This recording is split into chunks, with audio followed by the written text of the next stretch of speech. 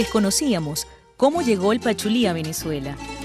Ignorábamos por qué las abuelas venezolanas decían que olía a pachulí cuando se percibía el fuerte aroma de un perfume. En el estado Táchira lo descubrimos.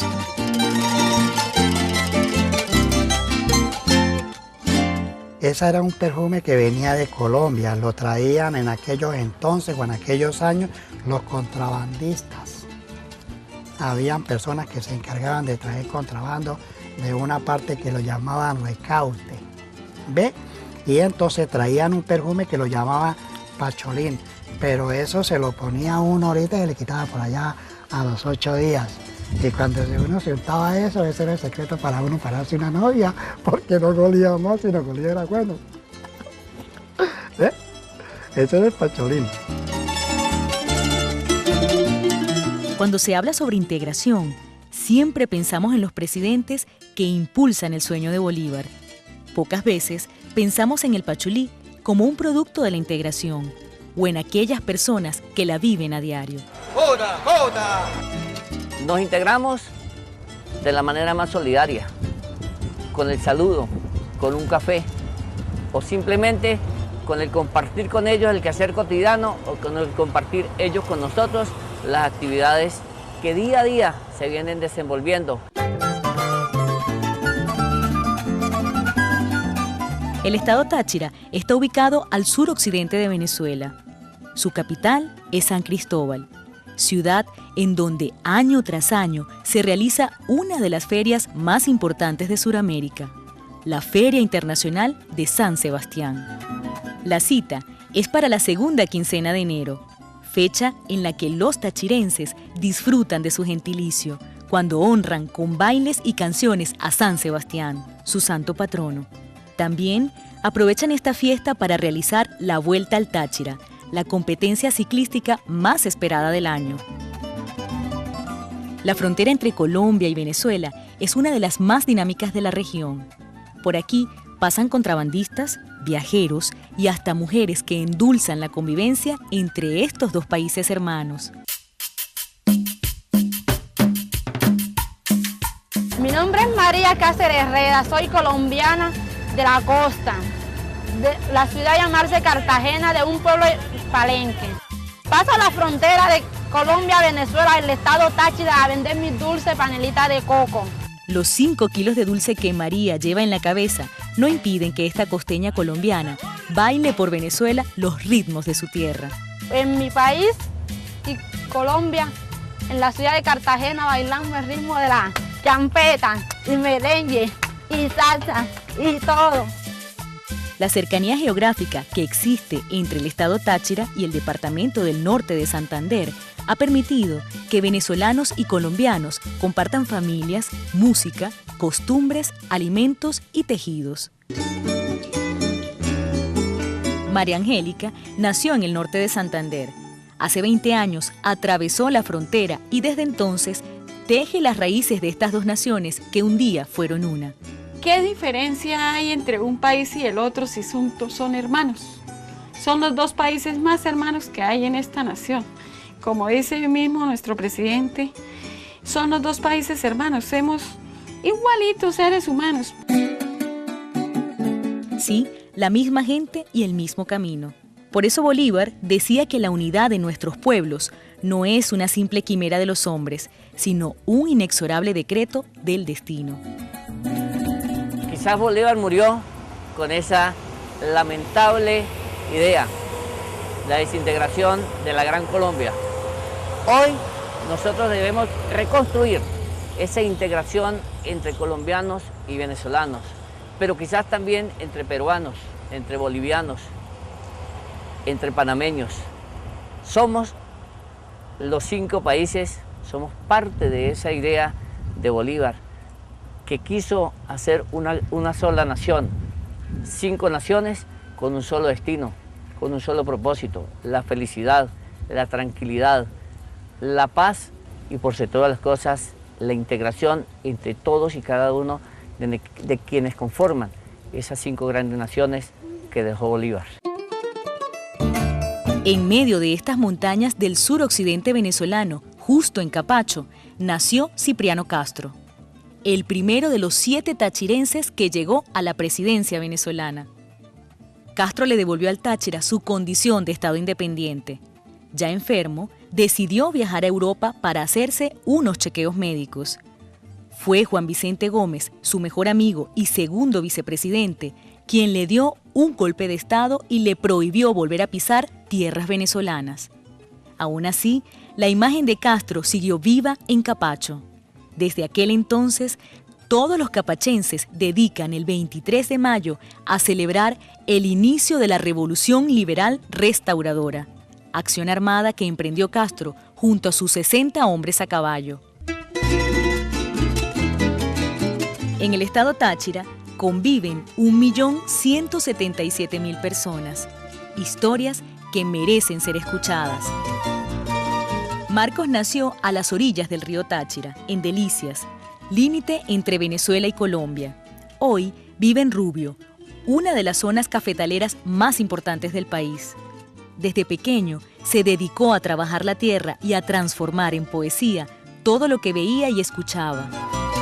Empecé a hacer poesía de muy joven, porque mi hermano y mis tíos eran poetas y mi papá también sabía acomodar, y yo comencé a escuchar cantar los viejos de antes, los poetas que cantaban sus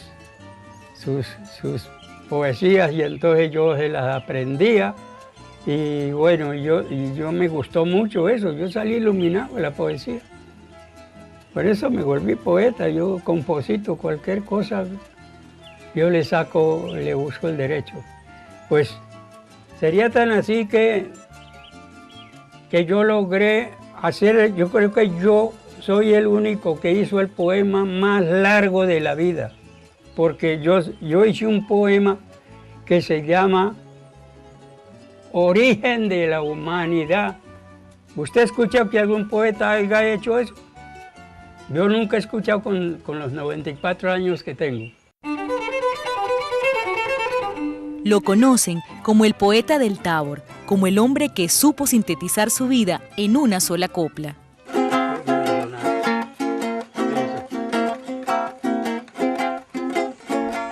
Yo me llamo Marco Antonio, soy Mendoza castellano. A mí me llama la gente patriota republicano. Como soy hombre decente, me quieren como a un hermano. No digo que soy valiente, ni tampoco muy manzano. Si me dan un aguardiente, me lo tomo y lo brindamos. Y a mí no se me da nada, aunque me falte una mano. Tengo muy buena la caja, tengo muy bueno el dinamo. Y el resorte subió o baja, en la cuesta o en lo plano. Y llevo buena dirección, llevo el volante en la mano. Marcos perdió su mano en un trapiche cuando tenía 9 años. Eso no impidió que le compusiera al café, a las mujeres lindas, a su querida Venezuela y a quienes lucharon por nuestra independencia. Recordando en Venezuela el año bicentenario, natalicio de Bolívar, que hace ya 200 años, un 24 de julio, nació para libertarnos. Traía el signo del león, que nacen los hombres guapos, valiente conquistador, imponente y supermacho, con un corazón de fiera, con una alma de santo. En el Táchira, sobran las manos cuando se organiza un convite o un día de vuelto, parte del legado indígena que conservan los pobladores. Y aún todavía hay gente que se ayuda, unos a día vuelto, se llama día vuelto, que yo le ayudo a usted y usted también va y me ayuda yo a hacer mi trabajo, y entre todos nos hacemos los trabajos sin tenernos que pagar. Uno prepara la comida y la bebida de ese día que le vienen a ayudar. Esta fue la primera vez que Marcos habló ante unas cámaras. Ahora, sus versos, así como las cobijas de María Angélica, las cestas de Pedro y los dulces de María, tendrán un espacio en común para ser vistos y escuchados. porque la Casa de la Diversidad Cultural de Capacho abrió sus puertas para reconocer el valor cultural de todos aquellos que llevan en su cotidianidad el alma de nuestros pueblos. Van a ganar mucho, porque va a ser, como te digo, el encuentro, ¿verdad?, de sus comunidades con otras comunidades, y de ese acercamiento, de ese señor chichero que está en la calle, que no entra a un museo, que no entra a una casa de la cultura, a ese señor que nos contaba el amigo que bailaba, del señor que vende las morcillas, el señor de las verduras, el señor que está trabajando con su tierra en un convite, que le va a brindar la oportunidad de acercar, ¿verdad?, a toda esta gente de las comunidades dentro de la diversidad cultural, que es parte, ¿verdad?, porque las expresiones culturales y la cocina es parte de esa diversidad cultural. Para mí es un glorioso privilegio porque se abre una puerta que estaba cerrada y se abre. Pueden estar seguros las autoridades que no la dejaremos caer, que no la vamos a abandonar, la vamos a alimentar, porque las raíces del saber son amargas, pero sus frutos son dulces. Sí, serán estas manos las que le mostrarán al mundo que en medio de estas montañas hay mucho por conocer.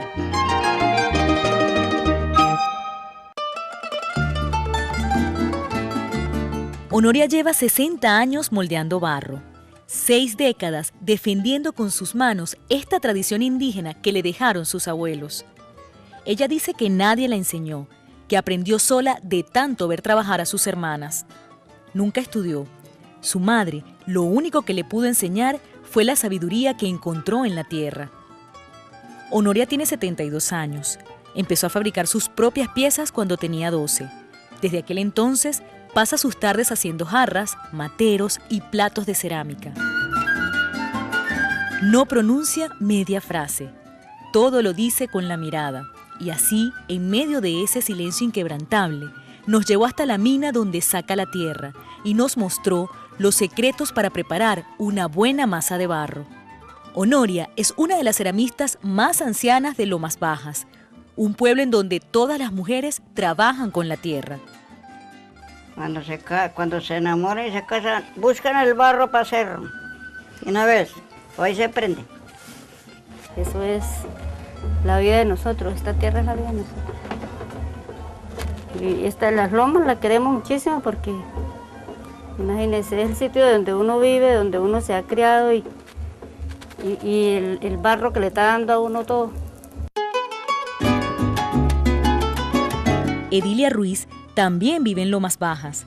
Empezó a trabajar al lado de su abuela cuando tenía 13 años y dice que continuará moldeando barro hasta cuando se lo permitan. Hasta que Dios me dé un soplo de vida hasta ese día porque de que vivo. Edilia se piensa a través del barro. Cuando yo me levanto yo doy gracias a Dios porque he podido aprender y Dios me dio un don y es mi don y entonces pues el sentimiento es mucho.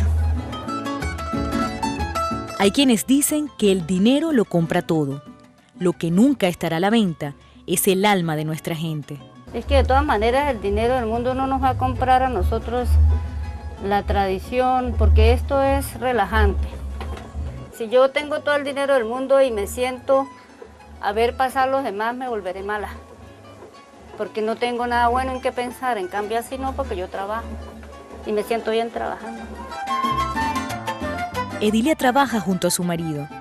Mientras ella moldea, su esposo busca y amasa más barro. Cuando termina, él es el encargado de ponerlas a cocinar. Y así transcurren los días en Lomas Bajas, llenos de barro, resistencia y solidaridad.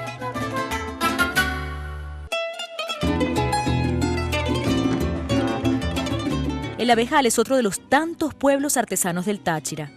Aquí todos trabajan la fibra y hasta el más inmóvil tiene una cesta entre sus manos. Pedro Delgado es uno de esos tantos artesanos que nació en el Abejal. Como muy niño yo la aprendí, yo la amo de todo corazón. Empezando que la artesanía para mí es algo muy especial, porque con ella el hacer lo que es artesanía fue lo que nos dejaron nuestros ancestros, nuestros aborígenes, nuestros tatarabuelos, nuestros padres.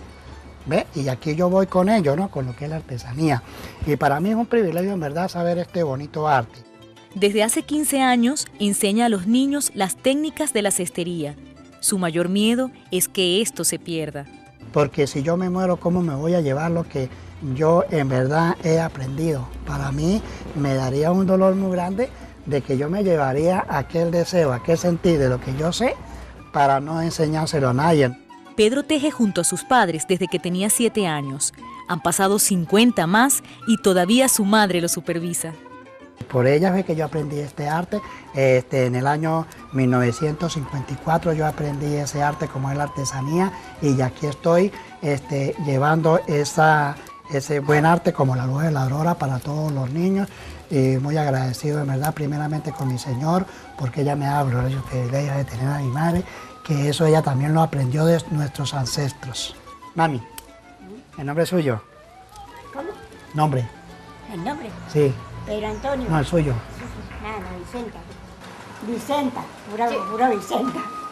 A mí me enseñó mi tía Loisa y mi mamá. Esa fue la que inventó todos los modelos.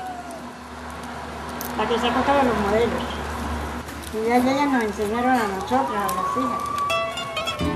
Las cestas tienen diferentes utilidades. Se pueden usar para ir al mercado, para recoger café o simplemente para dormir a un bebé. Aprender a tejer no es un problema en el abejal. Aquí sobran las manos dispuestas a enseñar. Estoy labrando. Esto es para labrarla. Para hacerle hebras, sacarle hebras como estas que están aquí en el suelo. Mire, uno aquí va limpiando hasta sacarle todo ese tamo que está ahí presente. Ya entonces uno hace así, mire. Aprendan, aprendan. Esto es fácil. A escasos metros de la casa de María Flor vive Eliodina. Teje desde hace más de 20 años. Lo hace por costumbre, por necesidad y porque le gusta. Lo bonito de uno tejer es porque uno manipula los dedos, ¿no? Y con eso pues uno le hace ejercicio a los dedos también, ¿no? Y que es bonito porque uno pues es algo que todo el mundo no lo hace. Y que debería la gente aprender también este arte para que vea lo que es muy bonito.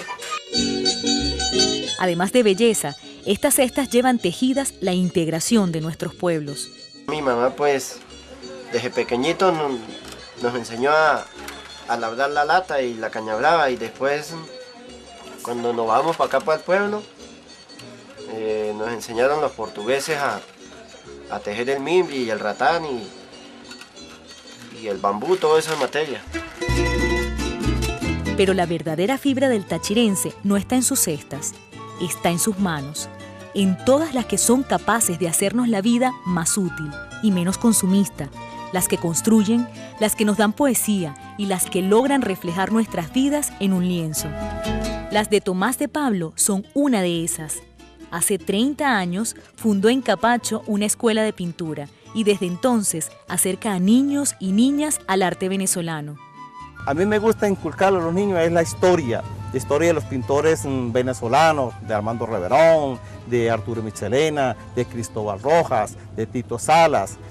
Bueno, de esos grandes pintores que tuvo Venezuela, y les inculco que hay que leer, hay que aprender de ellos muchas cosas. En el caso como Armando Reverón, ¿entiende? Armando Reverón murió pobre. Pero fíjese, Armando Reverón no tenía ni con qué vestirse, se usaba un guayuco. Y Juanita, que fue su compañera, era la modelo y la pintaban con carbón. Ahora fíjese dónde están los cuadros de Reverón. Eso es arte.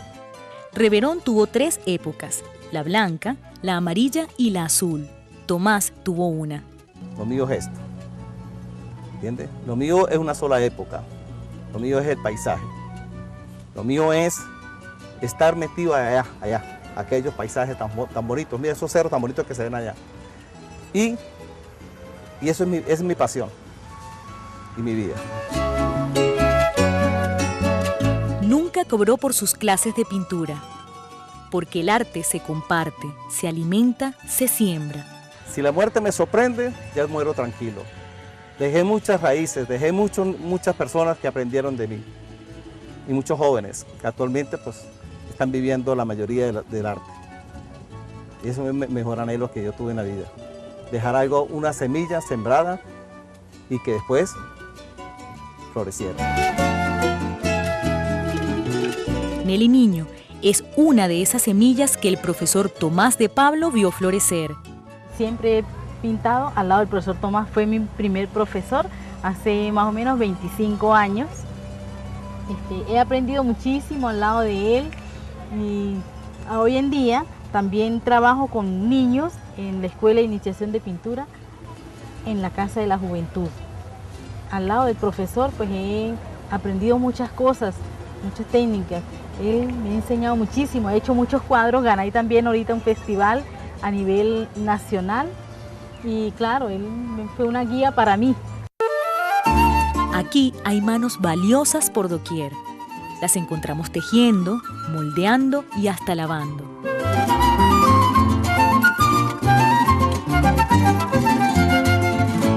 También hay manos que alimentan, esas que han hecho de la comida tachirense una de las manifestaciones gastronómicas más importantes del país. Desde pequeña, Isolina se dedicó a la cocina. Los bollos cuadrados y las hallacas de su región son su especialidad.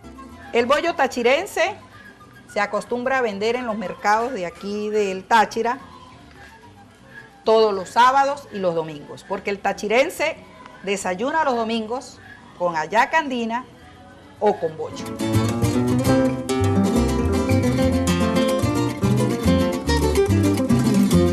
En Venezuela hay distintos tipos de hallacas. Cada una de ellas tiene una particularidad. Hallaca andina, que no lleve garbanzo, no es andina.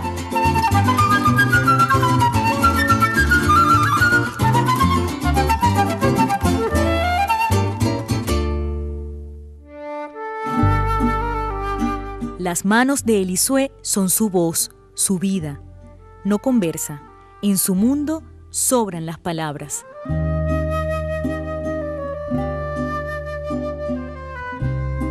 Elisue tiene 6 años.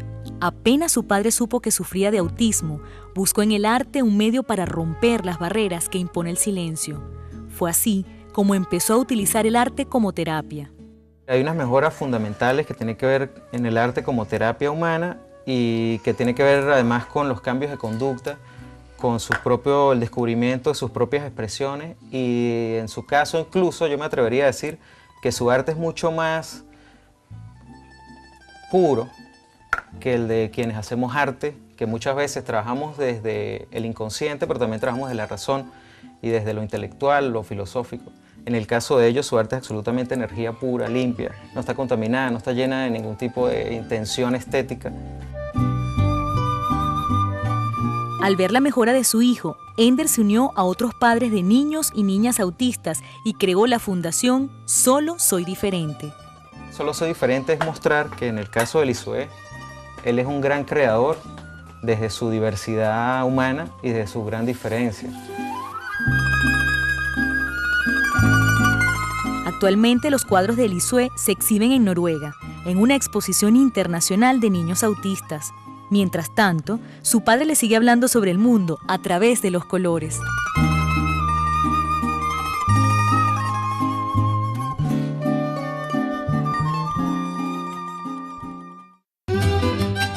En sus manos, Giovanni lleva la herencia más importante que le dejaron sus abuelos, un violín de más de 200 años que ha ido pasando de generación en generación dentro de la familia Ruiz. El violín es uno de los instrumentos que más suena en el estado Táchira. Lo trajeron los españoles durante la colonia y desde aquel entonces los tachirenses lo usan para acompañar sus alegrías y sus tristezas. El violín aquí, bueno, que es un instrumento melódico, con el violín se pueden hacer muchas canciones, cualquier tipo de canción, y es un instrumento muy dulce, es melódico, él canta solo. Si yo llego y agarro el violín y le toco, por decir algo, a un niño, ¿cómo se llama esta canción, mamita?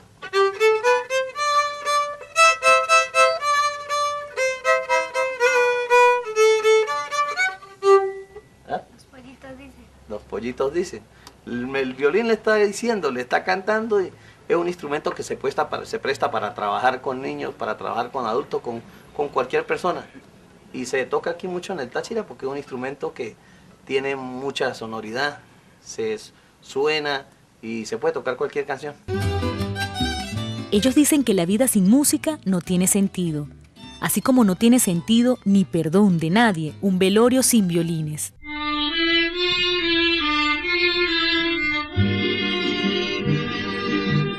Nos dice, mire, el día que yo me muera, usted hoy me toca violín. Si usted no me muere y toca violín, yo le jalo las patas. Desde hace 10 años, Giovanni toca junto a su padre y sus 2 hijos en el grupo Cultores de Capacho. A mí me emociona mucho agarrar un instrumento y montarme a tocar, y más me emociono cuando cargo a mis hijos y estoy tocando con mi papá. Tengo la dicha y la gracia de Dios que los tengo al lado mío y comparto con ellos. Cleidy y Jesús son la 4ª generación de músicos de esta familia. Yo toco este instrumento, pues claro, lo llevo en la sangre, sí, me gusta tocarlo con ellos porque, o sea, viene ya de mí, sí, y como tal me dicen, usted es familia Ruiz y usted entonces ya tiene que saber tocar un instrumento, sí.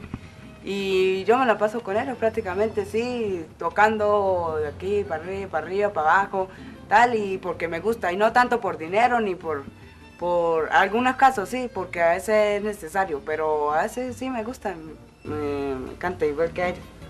Porque mi papá siempre me enseña y a mí me gusta. A mí me gusta tocar las maracas para poder aprender y cuando sea grande,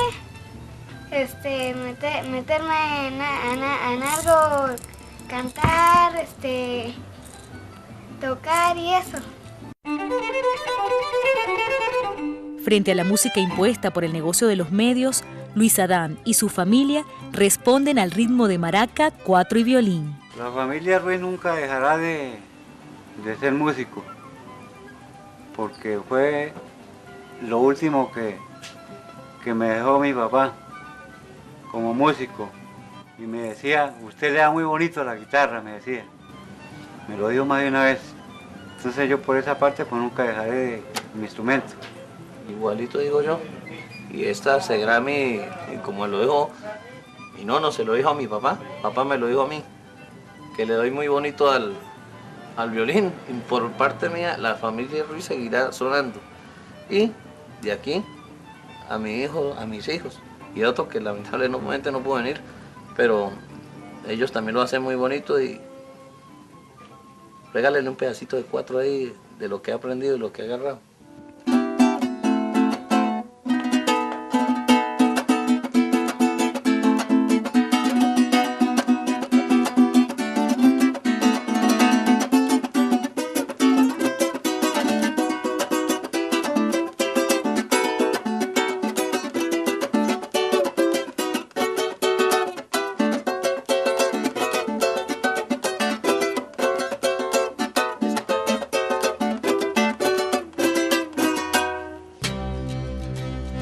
Los pies de Dani Torres llevan la mitad de su vida recorriendo Venezuela. Empezó a caminar porque encontró libros que hablaban sobre instrumentos, pero no sobre quienes los ejecutan, los cultores populares. Tocando puerta por puerta, encontró a Pablo Montoya, un gran exponente del tiple tachirense, quien siempre permaneció en el anonimato.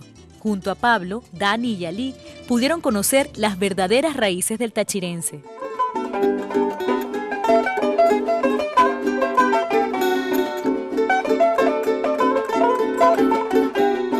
Nosotros ya habíamos visto los instrumentos, pero no conocíamos prácticamente a nadie que los tocara y eso, ¿eh? Entonces, bueno, por eso ha sido también Pablo tan importante.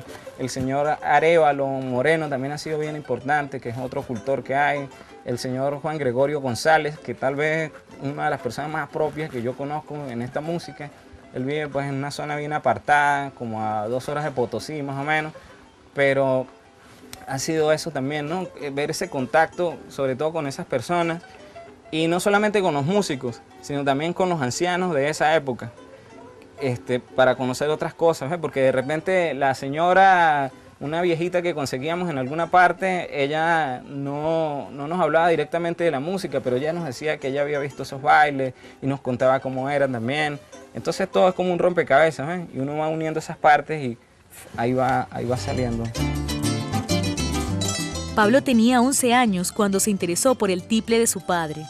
Y entonces yo, cuando él no estaba, yo lo bajaba y lo sonaba y volví y lo ponía allá. Y entonces en la noche yo le decía, papá, mire, parece que yo tengo idea para tocar. Entonces dijo, bueno, pues tiene que aprender los tonos, porque él no me decía cómo se afinaba ni nada, ¿no? Tiene que aprender los tonos para que... Y entonces me enseñó a tocar. Entonces en el tono, en ese tiempo, el nombre de eso era sol, ¿no? Exacto, sí. Y el sensible. Y do con que y sol. De ahí pasé a este tono, re mayor que decía. Y este. Mi. Y bueno, yo decía cómo era para yo empezar a tocar verdaderamente, ¿no? Como era, pero yo iba dándole. Y mientras Dani hacía camino al andar, otros jóvenes decidieron acompañarlo. De esa manera nació Venezuela Auténtica, una agrupación que se encarga de estudiar y divulgar la música venezolana. Yo llego a Venezuela Auténtica por curiosidad de conocer esa música que nunca se veía por la televisión, nunca salía por la radio, por esa música que es de nosotros, pero que nunca no la conocemos, siendo venezolanos. Y ver que hay muchachos jóvenes que se dedican a distintas áreas, están tratando de conocer su identidad musical, pues eso de repente retumbó en mí y me hizo que me uniera al equipo que hoy llamamos Venezuela Auténtica, que no es más sino un grupo de jóvenes que nos dedicamos a conocer lo que nos pertenece, que es nuestra música. Pablo se emociona cuando toca con Dani y con Ali. Sabe que ellos no dejarán morir este legado. Uno la música la lleva en el alma. Y esos niños que son, bueno, tienen 3, 4 meses y ya saben, pero bastantísimo. Una cosa, pero va disparado. Y esos niños que no, uno se ve como, uno se vuelve tonto de ver a esos niños como dan esa vuelta y la exactitud de ellos, tan lindo que es. Entonces uno dice, no, pues la música de nosotros tampoco se muere, porque alguien tiene que responder por nosotros. Dani abandonó los estudios de música académica para conocer a fondo la venezolana. Cambió las lecciones de Tchaikovsky por una amistad con Pedro Mazara, el único intérprete del Pipto Cariña. Es mucho lo que ha ganado. Creo que 1000 vidas todavía tuviese que vivir para poder agradecerles a ellos realmente como se lo merecen. Pero no solo él se preocupa por mantener viva la cultura de Venezuela.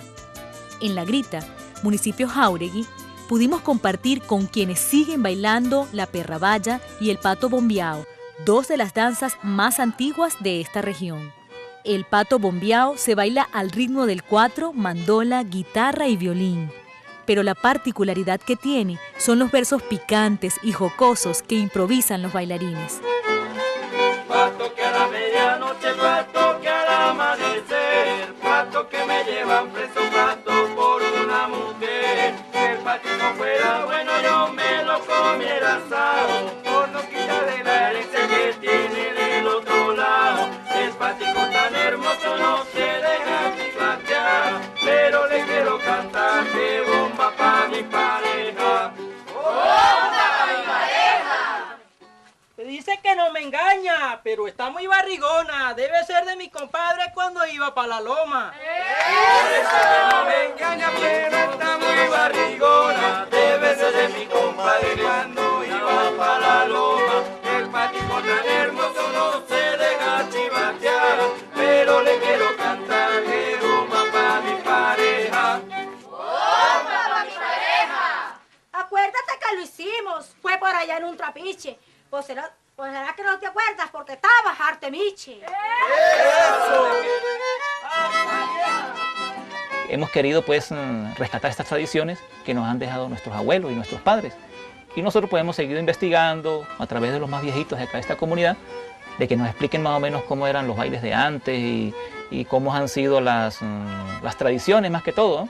Y no solamente rescatar las tradiciones de baile, sino las tradiciones típicas de comida, las tradiciones más que todo de cómo sacar el miche a través de un alambique, cosas que nosotros queremos rescatar. Es que el Táchira es un lugar de manos que trabajan, de gente orgullosa de cantarle a su tierra. Ay, no hay pueblo sobre la tierra con más coraje y valor que el pueblo venezolano, cuna del libertador, héroe de grandes batallas que a la patria defendió y con su espada valiente nuestras cadenas rompió. A este pueblo grande y noble debe su ejemplo seguir, defender su democracia, luchar por su porvenir, apoyando este proceso en paz y con libertad, como lo mandan las leyes en nuestra Constitución, hecha por el soberano para el bien de la nación.